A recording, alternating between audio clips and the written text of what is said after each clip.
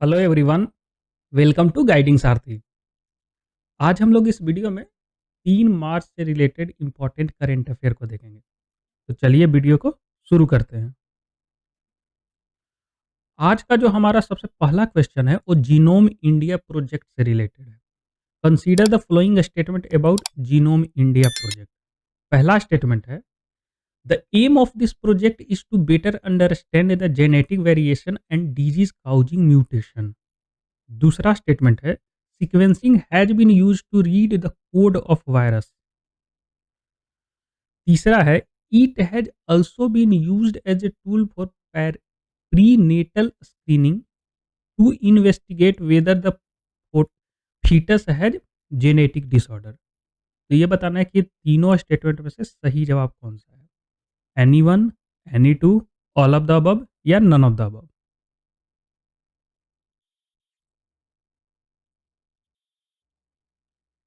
यहाँ पे C option सही है, ऑल ऑफ द अबव।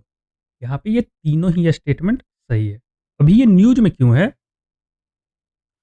क्योंकि इंडियन गवर्नमेंट ने अभी अनाउंस किया है कि इंडिया ने 10,000 जीनोम सीक्वेंसिंग कंप्लीट कर लिया है। तो इसलिए ये न्यूज में है। जीनोम इंडिया प्रोजेक्ट 2020 में लॉन्च किया गया था। इसका मेन उद्देश्य जो था तो ये अंडरस्टैंड करना कि जेनेटिक वेरिएशन कैसे है इंडिया में, और जो म्यूटेशन होता है वो डिजीज कॉजिंग म्यूटेशन कौन सा है और उसको निवारण कैसे किया जा सकता है। क्योंकि इंडिया बहुत ही डाइवर्स कंट्री है। इंडिया में बहुत ही लिंग्विस्टिक डाइवर्सिटी है और लोग भी कई एक डाइवर्स है। अगर हम डाइवर्सिटी को देखें तो यहाँ पे टोटल 75 तो केवल पीबीटीजीज है, और उसके बाद और भी ट्राइबल ग्रुप्स है। अंडमान में एक ग्रुप्स है जिसका नंबर केवल 50 या 55 के आसपास ही है। तो यहाँ पे कई एक डाइवर्सिटी है, तो उसका जीनोम सीक्वेंसिंग इसलिए किया जा रहा है कि हम और समझ सकें कि इंडिया इंडिया में कौन-कौन सा डिजीज़ आगे हो सकता है या अभी भी है, उसका जीनोम कैसे है। तो इसलिए 2020 में इस प्रोजेक्ट को लॉन्च किया गया था। यहाँ पे देखिए, by sequencing and analysing this genome, researcher hope to gain insight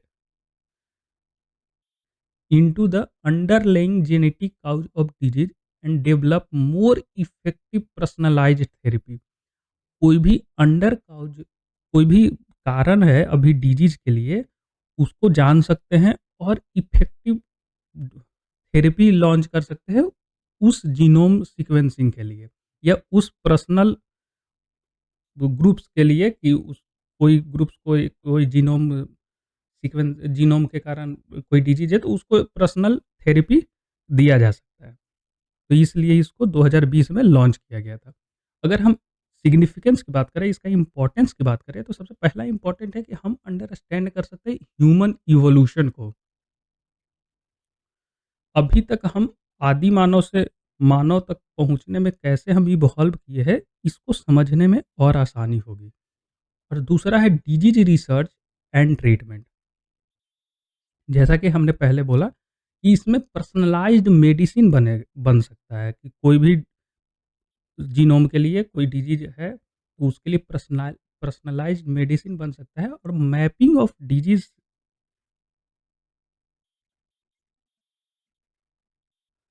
bye mapping of genome, इससे हम जो डिजीज भविष्य में होने वाला है उसे भी हम एंटीसिपेट कर सकते हैं। तो ये है। और थर्ड है agriculture and food security. Agriculture में जो पेस्ट होते हैं, इंसेक्ट होते हैं, चाहे कोई भी ऐसा कारण जिससे प्रोडक्शन को डैमेज होता है, उसको हम जान सकते हैं by genome sequencing of plant. तो इसका एग्रीकल्चर में भी बहुत ही बड़ा यूज है। और बायोटेक्नोलॉजी और फार्मास्यूटिकल में तो है ही, जैसा हमने अभी देखा। अब कंसर्न की बात कर लेते हैं। कंसर्न, सबसे पहला कंसर्न है privacy.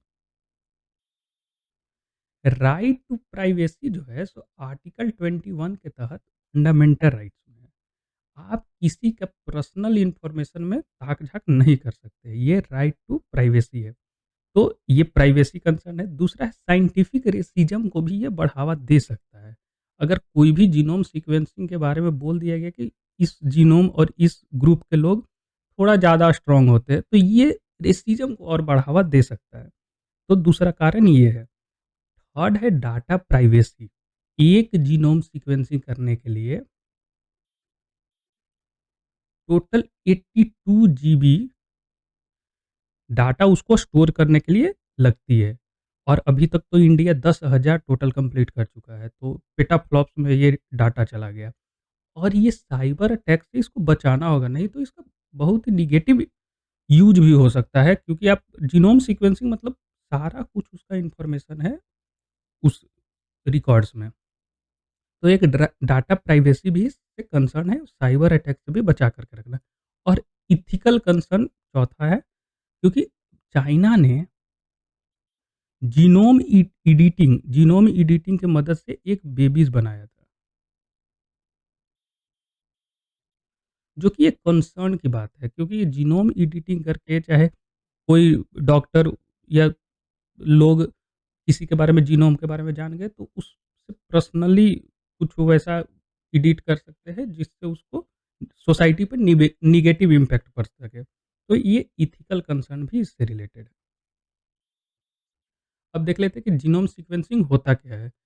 Genome sequencing is figure out the order of DNA nucleotide. DNA nucleotide किस तरह से है उसके बारे में हम जानते हैं। डीएनए न्यूक्लियोटाइड में 4 टोटल बेस होते हैं: adenine, thymine, cytosine and guanine.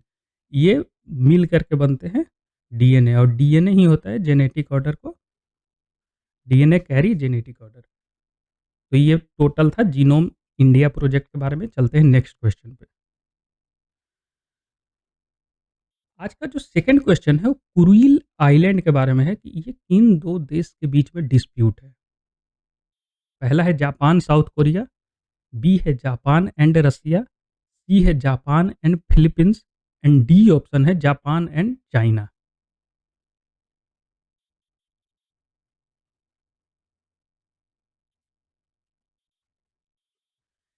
यहाँ पे बी ऑप्शन सही है, जापान एंड रसिया। ये देखिए, ये है कुरिल आइलैंड। ये है कमचटका पेनिनसुला, ये रसिया का से बिलोंग करता है, और इधर है जापान। तो ये जो कुरिल आइलैंड है इसी में डिस्प्यूट है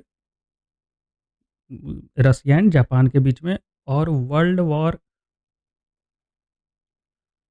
2 में जो जापान और रसिया, जब दोनों 2 साइड्स थे, अभी तक इन दोनों के बीच में फायर अनाउंस नहीं हुआ है। ऑफ़िशियली सीज़ फायर नहीं हुआ है। तो ये भी पॉइंट ध्यान रखिएगा। Kuril island Russia and Japan के बीच में डिस्प्यूटेड है। अगला क्वेश्चन, जो थर्ड क्वेश्चन है, वो अटॉर्नी जनरल के बारे में है। Which of the following statement is not correct about attorney general of India. Not correct है यहाँ। पहला है, he shall hold office at the pleasure of the president. B है, he should be qualified to be appointed a जज of the high court.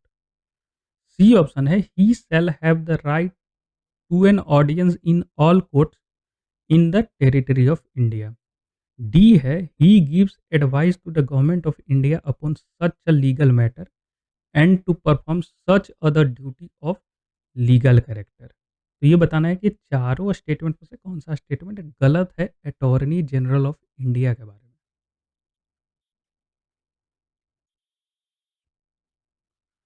यहाँ पे B option सही है, क्योंकि ये क्वालिफाइड होने चाहिए जज of supreme court, not high court.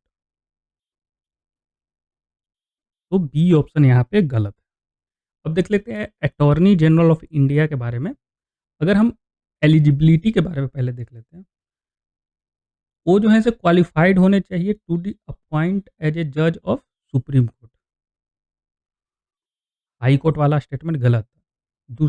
दूसरा है, सिटीजन ऑफ इंडिया होने चाहिए, और वो जज होने चाहिए कम से कम 5 साल के लिए कोई भी हाई कोर्ट में, नहीं तो एडवोकेट होने चाहिए कोई भी हाई कोर्ट में 10 साल के लिए। तभी उनको चुना जा सकता है as a attorney general of India, और वो प्रेसिडेंट के द्वारा अपॉइंट किए जाते हैं on the advice of government या काउंसिल ऑफ मिनिस्टर। तो ये हो गया एलिजिबिलिटी। अगर हम कॉन्स्टिट्यूशन में देखें तो आर्टिकल 76 बात करता है ऑफिस ऑफ अटॉर्नी जनरल, ये संविधान में office of attorney general mention है, लेकिन उनका टर्म जो है वो फिक्स नहीं है। कॉन्स्टिट्यूशन में ये नहीं लिखा हुआ है कि वो कितने साल के लिए बनेंगे, क्योंकि वो प्लेजर ऑफ प्रेसिडेंट पे रहते हैं, और कभी भी काउंसिल ऑफ मिनिस्टर एडवाइस कर देगा प्रेसिडेंट को तो वो हट जाएँगे। रिमूवल का प्रोसीजर भी संविधान में नहीं है। He shall hold office the pleasure of president, president के प्लेजर पे वो ऑफिस को होल्ड करते हैं। तो ये हो गया अपॉइंटमेंट एंड रिमूवल। अगर हम फंक्शन की बात करें तो ये गवर्नमेंट ऑफ इंडिया को लीगल एडवाइस देते हैं हर मैटर पे, क्योंकि कोई भी बिल पारित होता है तो अगर उसको कोर्ट से कैसे बच सकता है, कोर्ट में जब उसको पिटीशन फाइल किया जाएगा उस बिल के लिए, तो वहाँ पे कैसे डिफेंड हो सकता है, ये सारा एडवाइस गवर्नमेंट ऑफ इंडिया को लीगल मैटर से रिलेटेड ये अटॉर्नी जनरल ऑफ इंडिया ही देते हैं। और ये गवर्नमेंट के लिए सुप्रीम कोर्ट या हाई कोर्ट में रिप्रेजेंट करते हैं। कोई भी केस अगर गवर्नमेंट के अगेंस्ट होता है तो गवर्नमेंट का पक्ष ये सुप्रीम कोर्ट और हाई कोर्ट में ये रखते हैं अटॉर्नी जनरल ऑफ इंडिया। अगर इनका हम राइट्स देखें,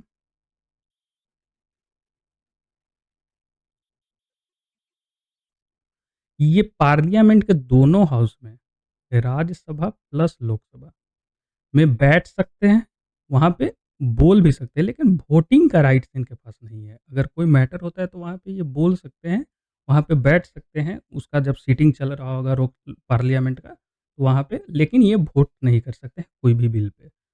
और ये जो प्रिविलेज, इनको जो प्रिविलेज मिलता है, वो सेम मिलता है जो मेंबर ऑफ पार्लियामेंट को मिलता है। तो ये 2 पॉइंट था इनके राइट्स के बारे में। अगर हम इनके असिस्टेंट माने इनको जो सहयोग करते हैं, प सबसे ऊपर होते हैं अटॉर्नी जनरल ऑफ इंडिया, उसके बाद होते हैं सॉलिसिटर जनरल ऑफ इंडिया जो कि इनके मदद के लिए होते हैं, और उनसे भी नीचे होते हैं additional solicitor general of India. तो इंडिया में 2 होते हैं सॉलिसिटर जनरल ऑफ इंडिया, वो additional solicitor general of India, उसका कोई लिमिट नहीं है। तो ये अटॉर्नी जनरल ऑफ इंडिया केंद्र सरकार का पक्ष रखते हैं कोई भी कोर्ट में। इन्हीं के इन्हीं के जैसा स्टेट के लिए, स्टेट का होता है एडवोकेट जनरल।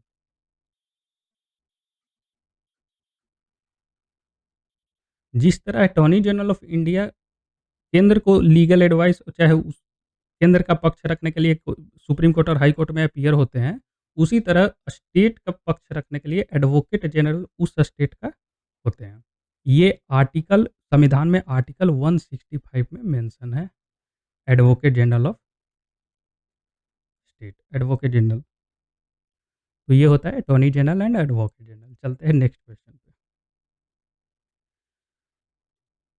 आज का जो फोर्थ क्वेश्चन है वो डीएनए के बारे में है। Consider the following statement about deoxyribonucleic acid. It is a made up of a double standard. Second statement है DNA carry genetic information for the development and function of the organism. ये बताना है कि इन दोनों statement में से सही कौन सा है। Only one, only two, both, none of the above.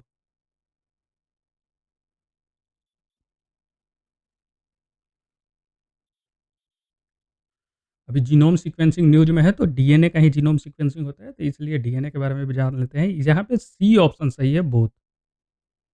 ये दोनों ही स्टेटमेंट सही है। ये देखिए, 2 चीज़ होता है, एक डीएनए, एक आरएनए। डीएनए जो होता है सो डबल हेलिक्स होता है। ये देखिए, ये एक ये है और ये एक ये।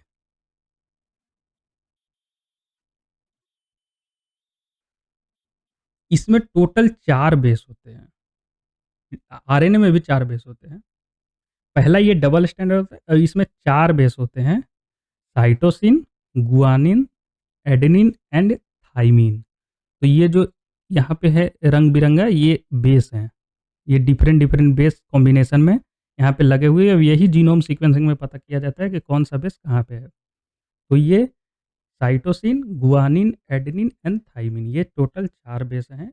ये डबल स्टैंडर्ड है, ये 2 दिख रहे हैं, ये और ये। और आरएनए जो है सो सिंगल स्टैंडर्ड। और इसका 4 इसमें भी 4 बेस हैं, साइटोसिन, गुआनिन, एडेनिन और एक थाइमिन की जगह यूरासिल आ जाता है। तो ये होते हैं आरएनए। आरएनए डिफरेंट टाइप के होते हैं, जैसे मैसेंजर आरएनए, एमआरएनए, रिबोसोमल आरएनए या ट्रांसफर आरएनए। तो ये कई एक टाइप्स के होते हैं। डीएनए जो होता है सो हमारा जेनेटिक ऑर्डर, जेनेटिक कैरियर होता है, सारे जेनेटिक इन्फॉर्मेशन डीएनए में होता है। और आरएनए जो होता है सो डीएनए टाइप का स्ट्रक्चर होता है, केवल वो सिंगल स्टैंडर्ड होता है और न्यूक्लिक एसिड उसमें प्रेजेंट रहता है न्यूक्लिक एसिड में।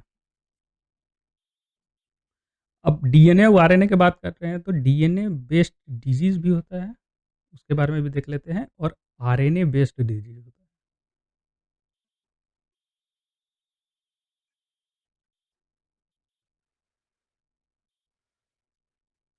इनमें अंतर क्या है? डीएनए बेस्ड डिजीज़ में जेनेटिक मटेरियल होता है डीएनए, और आरएनए बेस में जैसा नाम सजेस्ट कर रहा है उसका जेनेटिक मटेरियल होता है आरएनए। जैसा डीएनए होता है डबल स्टैंडर्ड, उसी तरह डीएनए डिजीज़ भी डबल स्टैंडर्ड होता है। बहुत कम ही सिंगल स्टैंडर्ड पाए जाते हैं, और आरएनए मोस्टली सिंगल स्टैंडर्ड होते हैं। अगर हम रिप्लिकेशन के बारे में बात करें, तो ये एक्यूरेट रिप्लिकेट करता है, और ये जब रिप्लिकेट करता है तो इसमें एरर क्रिएट हो जाता है। तो एरर क्रिएट हो जाता है तो वही नया म्यूटेशन और न्यू फॉर्म धारण कर लेता है। तो ये आरएनए डिजीज़ जो है सो ज़्यादा खतरनाक होते हैं, और इसका जो म्यूटेशन है ये बहुत स्लो करता है म्यूटेट, और ये बहुत ही फ़ास्ट करता है। उसी के कारण इसमें एरर क्रिएट होते हैं। अगर हम आरएनए डिजीज़ का कुछ डीएनए डिजीज़ का पहले डीएनए वायरस का पहले एग्ज़ाम्पल हम देख लेते हैं। पहला है, जितना भी पॉक्स फैमिली है, स्मॉल पॉक्स, चिकन पॉक्स, ये सारे डीएनए वायरस होते हैं।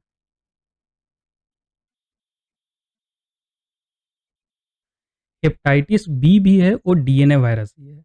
अगर हम आरएनए वायरस के बारे में देखें तो पहला है कोविड-19, ads.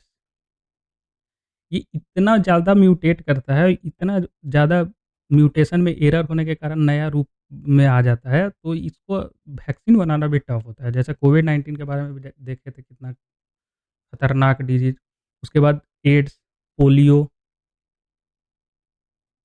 Influenza virus, dengue, chikungunya, Ebola virus, Zika virus, तो ये सारे जो हैं सो आरएनए वायरस हैं। तो ये म्यूटेशन होता है, इसमें म्यूटेशन में एरर होता है, जिसके कारण इसका वैक्सीन बनाना भी बहुत टफ़ है।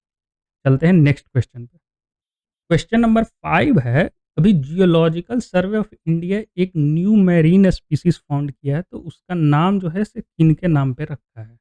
पहला द्रौपदी मुर्मू जी के नाम पे, बी नरेंद्र मोदी जी के नाम पे, या सी डीवाई चंद्रचूड़ जी के नाम पे, या D none of the above.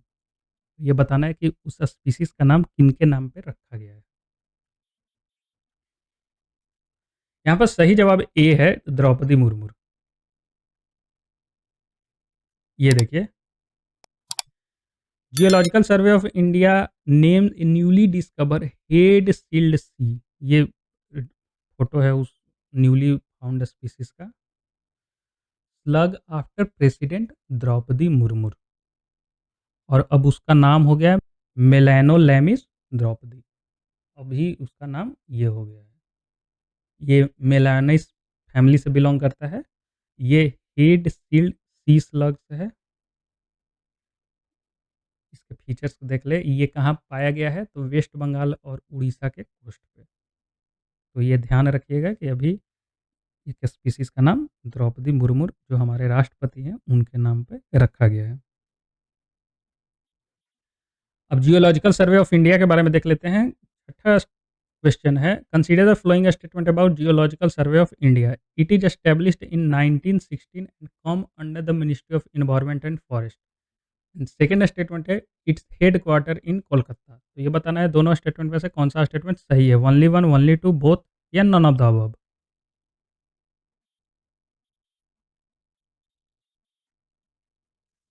यहाँ पे सी ऑप्शन सही है, बोथ। अभी जियोलॉजिकल सर्वे ऑफ इंडिया नया स्पीशीज फाउंड किया है, तो ये भी न्यूज़ में है, तो इसके बारे में भी ध्यान रखिएगा। ये जो है सो 1916 में बना था, और ये ministry of environment, forest and climate change के अंदर में आता है। तो पहला स्टेटमेंट सही है। इसका हेड क्वार्टर कोलकाता में है, और 16 रीजनल यूनिट हैं, रीजनल सेंटर हैं। इसका काम क्या है? प्रमोट करना survey, exploration and research in the field of zoology.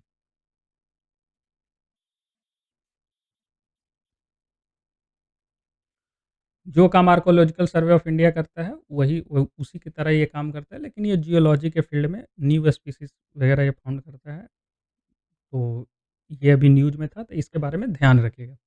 आज के लिए बस इतना ही। अगर वीडियो को लास्ट तक देखे तो थैंक यू। वीडियो अच्छा लगा तो like, subscribe and press the bell icon. Thank you and good day to all.